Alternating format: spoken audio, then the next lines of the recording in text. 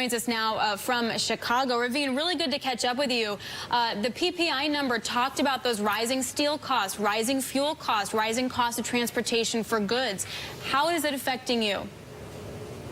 Well, this year has been particularly challenging. We've seen our costs go up in certain solvents, pigments, resins, a lot of other components we use, almost up 5 to 10%.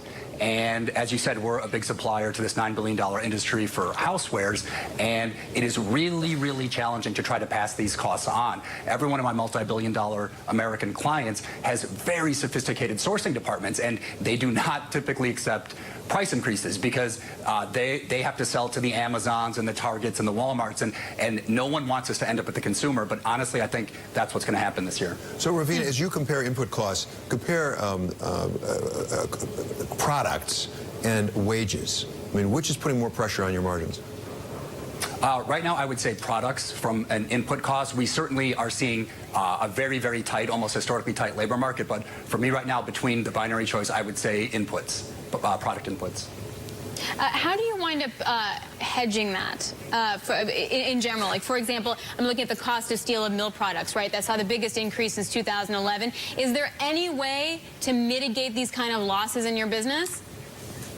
Well, for me, what I hang my head on is innovation. We have over 50 R&D chemists that are nonstop innovating. Of course, they're trying to increase quality, but a lot of times, to your point about hedging, we are trying to push costs down by sourcing different materials, doing specialty engineering. You know, they're very highly educated people, and I think that that's kind of true across the board. Most industrial sectors have an R&D component because, you know, I founded my company 10 years ago. Any entrepreneur who is going to be successful knows that if you are not obsessed, literally obsessed with cost control, you will select yourself for extinction, because I've got a lot of, really aggressive competitors out there who are always trying to knock me out and always trying to underbid us. This is just capitalism. So innovation, to me, is the biggest prescription I would give to anyone in any sector to keep, a hedge on costs. Ravin, explain your business a little bit to me.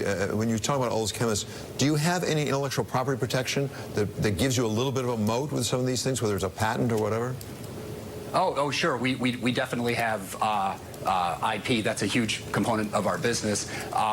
And so yeah, that is a moat. But honestly, it's really a dog-eat-dog world if you look at my industry. So, even though we have IP, my competitors have IP, and everyone tells a story about why our product is the greatest. And, we've done pretty well because we supply to pretty much every household brand in America. But ultimately, it really does come down to cost a lot of times. So if my sales team has to, go into to Walmart, for instance, or go to one of our clients that supplies to Walmart and tell a story about, resins are going up, so guess what, guys? Prices are going 8%. It's just crickets in the room. And the only way that clients even consider a price increase or accepting a price increase is when there is incontrovertible, irrefutable evidence that prices are going up across the board.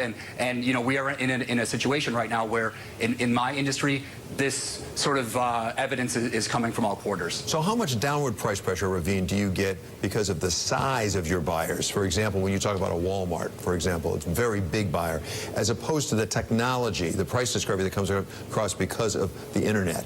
Where does the downward pricing pressure come from?